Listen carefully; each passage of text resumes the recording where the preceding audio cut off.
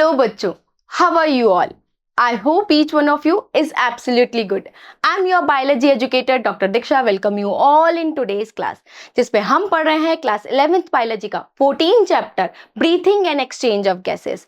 Part 1, part 2, part 3 हम complete पढ़ चुके हैं, जिसमें हमने डिफरेंट रेस्पिरेटरी ऑर्गन्स के बारे में पढ़ा, साथ ही साथ ह्यूमन रेस्पिरेटरी सिस्टम में रेस्पिरेटरी पासेस और लंग्स के बारे में पढ़ा। अब हम पार्ट 4 देख रहे हैं, जिसमें हम मैकेनिज्म ऑफ ब्रीथिंग को पढ़ेंगे। इस चैप्टर की बात करें बच्चों, तो इस चैप्टर में मेजर 7 टॉपिक्स हैं। पहला टॉपिक क्या है? Respiratory organ. कौन कौन से ऑर्गन होते हैं जल्दी बताओ। Normal body surface, Gill, trachea and lungs. Lungs कहाँ देखने को मिलते हैं? जितने भी टेरेस्ट्रियल एनिमल्स हैं, हम में क्या है? लंग्स हैं। फिर हमने क्या देखा? ह्यूमन रेस्पिरेटरी सिस्टम में रेस्पिरेटरी पासेस को देखा कि किस तरीके से एयर नॉस्ट्रल से ब्रोंक्यूल्स तक जा रही है। फिर हमने ह्यूमन रेस्पिरेटरी सिस्टम में लंग्स के बारे में पढ़ा। लंग्स में क्या मिलती है? एल्वियोला, और वहीं पे क्या होता है? मेन गैसियस एक्सचेंज होता है। क्लियर? अब हम क्या देख रहे हैं? मैकेनिज्म ऑफ ब्रीथिंग को देख रहे हैं कि किस तरीके से ऑक्सीजन कंटेनिंग एयर अंदर आएगी, कार्बन डाइऑक्साइड कंटेनिंग एयर बाहर जाएगी। फिर हम क्या देखेंगे? Exchange of gases, then transport of gases. फिर हम देखेंगे रेगुलेशन ऑफ रेस्पिरेशन। एंड में हम टॉपिक लेंगे रेस्पिरेटरी डिसऑर्डर्स। पढ़े ब्रीथिंग के बारे में बच्चों। ब्रीथिंग के बारे में मैं आपको बता चुकी हूं। ब्रीथिंग क्या होता है? ऑक्सीजन कंटेनिंग एयर का अंदर आना, कार्बन डाइऑक्साइड कंटेनिंग एयर का बाहर जाना, यही ब्रीथिंग है। यानी फर्स्ट स्टेप ऑफ रेस्पिरेशन क्या है? ब्रीथिंग है।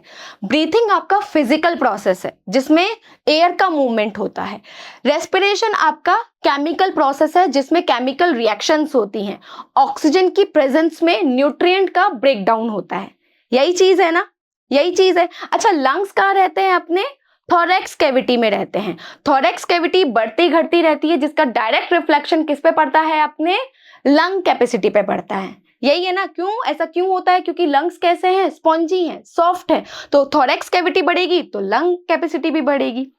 क्लियर? क्लियर? कहाँ रहते हैं ये? अगर ऊपर की बात करें, है ना, लंग्स के ऊपर की बात करें तो क्या है? नेक है एंटीरियर एंड पे।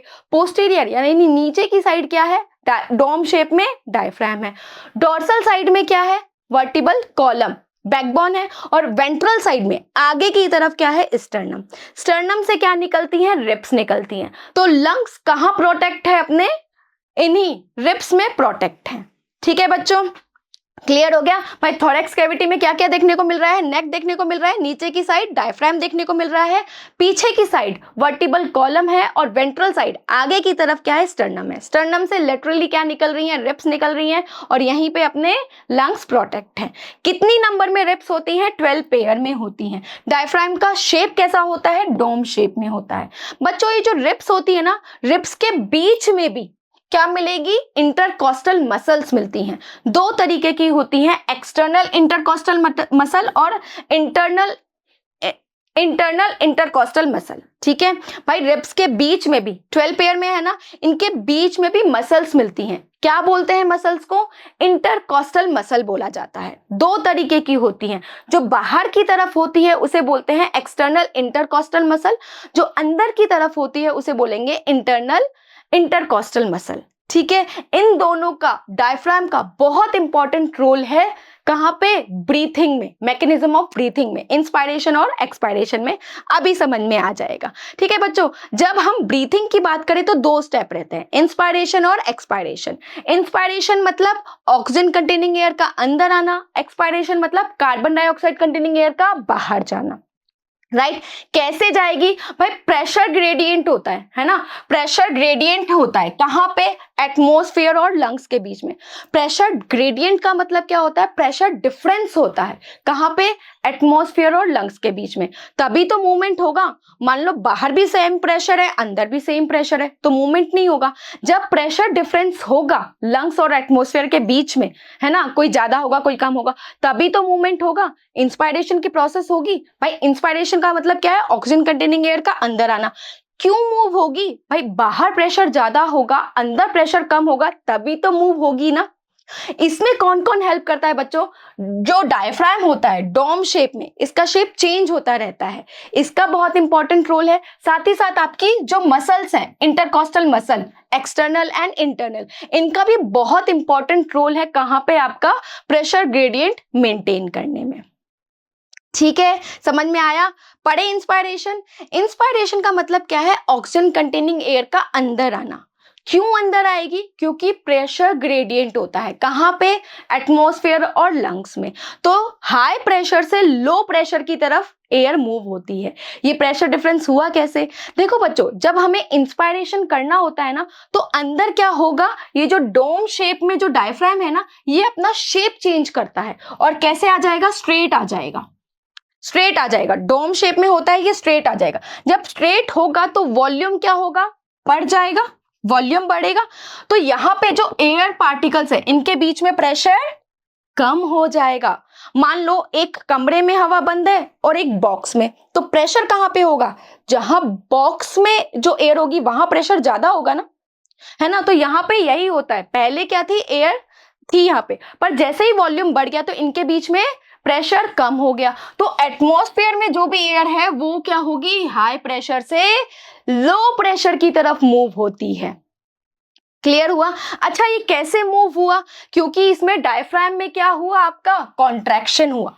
इंस्पायरेशन के वक्त क्या होता है? जो डायफ्राम होता है ना डोम शेप का, उसमें कॉन्ट्रैक्शन होता है। ऑक्सीजन कंटेनिंग एयर को अंदर लेना है, तो वो डोम शेप से क्या होगा? स्ट्रेट हो जाएगा, तो वॉल्यूम बढ़ेगा, है ना। तो किस में बढ़ जाएगी? वॉल्यूम किस में बढ़ जाएगी? एंटीरियर पोस्टीरियर एक्सिस में वॉल्यूम बढ़ जाएगी। साथ ही साथ कहाँ कॉन्ट्रैक्शन होता है? जो एक्सटर्नल इंटरकॉस्टल मसल है ना बच्चों, उनमें भी क्या होगा? कॉन्ट्रैक्शन होगा, जिससे रिब्स मूव करती हैं, है ना। एक्सटर्नल मतलब जो बाहर की तरफ थी इंटरकॉस्टल मसल, उसमें भी क्या होगा? कॉन्ट्रैक्शन होगा। जब कॉन्ट्रैक्ट होती है तो रिब्स मूव होती हैं। कहां की तरफ? Forward and outward. कैसे याद करोगे? इंस्पायरेशन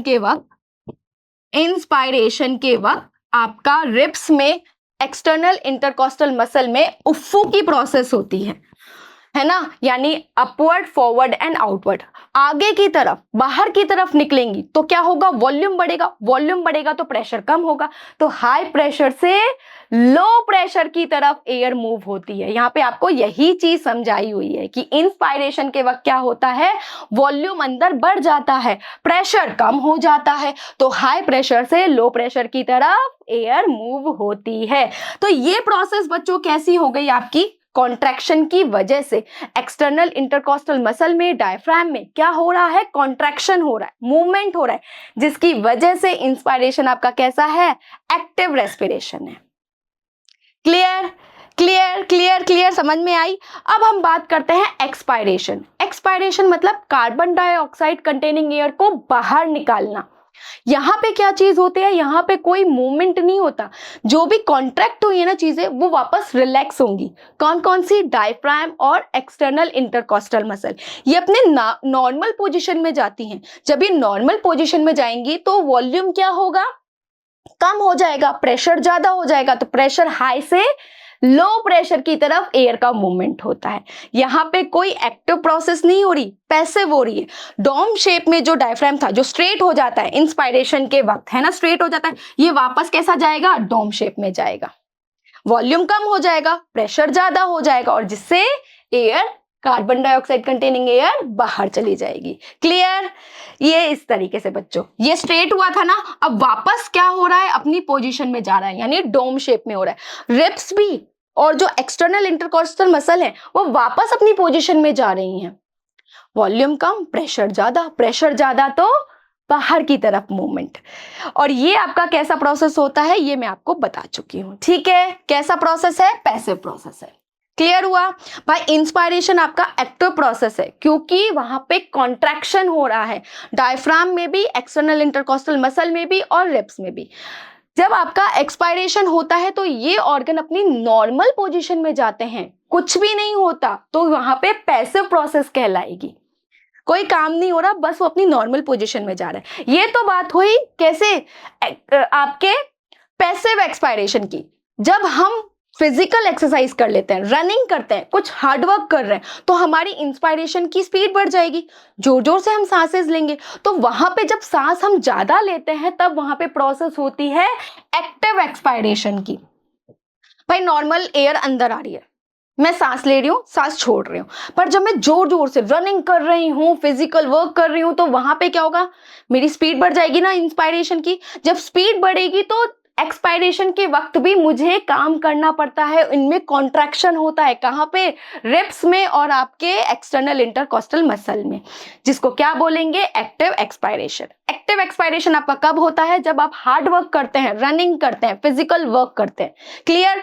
नॉर्मल जब एक्सपायरेशन होता है तो वो कैसा रहता है, पैसिव रहता है, पर जब आप रनिंग करते हैं, फिजिकल वर्क करते हैं, तो वहां पे आपको एक्टिव एक्सपायरेशन करता है, क्योंकि जल्दी जल्दी से आपको कार्बन डाइऑक्साइड कंटेनिंग एयर को बाहर छोड़ना है। समझ में आया? ठीक है, समझ में आया। एक्सपायरेशन में क्या हुआ बच्चों, आपका वॉल्यूम क्या हुआ, कम हुआ, प्रेशर ज्यादा हुआ, जिसकी वजह से आपका एक्सपायरेशन हो जाता है। ठीक है, और वॉल्यूम सेम हो जाएगा। ये तो बात हुई नॉर्मल इंस्पायरेशन एक्सपायरेशन की। हम वॉल्यूम को और भी बढ़ा घटा सकते हैं, किसकी हेल्प से, एब्डोमिनल मसल की हेल्प से। ठीक है, we can increase the capacity of inspiration expiration with the help of abdominal muscle. ये एब्डोमिनल मसल भी क्या करती है, इंस्पायरेशन एक्सपायरेशन में काम करती है, और हम कैपेसिटी को और बढ़ा सकते हैं। एक नॉर्मल हेल्दी पर्सन की बात करें बच्चों, तो वो 1 मिनट में 12 to 16 टाइम क्या करता है, इंस्पायरेशन एक्सपायरेशन यानी ब्रीथिंग की प्रोसेस करता है, नॉर्मल हेल्दी पर्सन। ठीक है बच्चों, ये स्पीड बढ़ भी सकती है, कम भी हो सकती है। ठीक है, इसको हम कैसे मेजर कर सकते हैं, इंस्ट्रूमेंट क्या है, स्पायरोमीटर, है ना, जिससे हम पल्मोनरी फंक्शन को मेजर कर सकते हैं। ये इंस्ट्रूमेंट आपने देखा भी होगा, वो बॉल्स होती हैं, उसमें फूंक देते हैं तो वो ऊपर जाती हैं बॉल्स, क्या है, स्पायरोमीटर। वो ऐसा वैसा खिलौना नहीं है, उससे हम पल्मोनरी फंक्शन को मेजर कर रहे हैं। Clear clear clear. तो आज के इस लेक्चर में बच्चों हमने क्या देखा, मैकेनिज्म ऑफ ब्रीथिंग को देखा, किस तरीके से इंस्पायरेशन हो रहा है, किस तरीके से एक्सपायरेशन हो रहा है। इंस्पायरेशन के वक्त क्या होता है, प्रेशर कम होता है, वॉल्यूम बढ़ जाता है, तो हाई प्रेशर से लो प्रेशर की तरफ एयर मूव करती है। एक्सपायरेशन में क्या होगा, प्रेशर ज्यादा हो जाएगा, वॉल्यूम कम हो जाएगा, तो हाई प्रेशर से लो प्रेशर की तरफ एयर का मूवमेंट होगा। क्लियर, समझ में आया? चलो तो कुछ क्वेश्चंस कर लेते हैं। पहला क्वेश्चन क्या है, does it happen during expiration. कौन सी प्रोसेस होती है बच्चों, diaphragm and external intercostal muscle relaxation की प्रोसेस होती है ना, जिसे पैसिव रेस्पिरेशन बोलते हैं। कॉन्ट्रैक्शन की प्रोसेस नहीं होती, कॉन्ट्रैक्शन की प्रोसेस कहां होती है बच्चों, इंस्पायरेशन के वक्त। तो answer is B. Clear. Next question, space instruments help in clinical assessment of pulmonary function. अभी बताया क्या है, spirometer, spirometer. Next question, during inspiration the diaphragm space and flatten. क्या होता है, कॉन्ट्रैक्ट होता है। क्या होता है, कॉन्ट्रैक्ट होता है और स्ट्रेट हो जाता है, डोम से स्ट्रेट हो जाता है। क्लियर। नेक्स्ट क्वेश्चन क्या है, expiration is a passive respiration. बिल्कुल सही बात है, जो नॉर्मल एक्सपायरेशन रहेगा वो पैसिव प्रोसेस है। Statement is true. तो ये है आज का लेक्चर, जिसमें हमने मैकेनिज्म ऑफ ब्रीथिंग को देखा, इंस्पायरेशन एक्सपायरेशन के बारे में पढ़ा। Thank you so much for watching.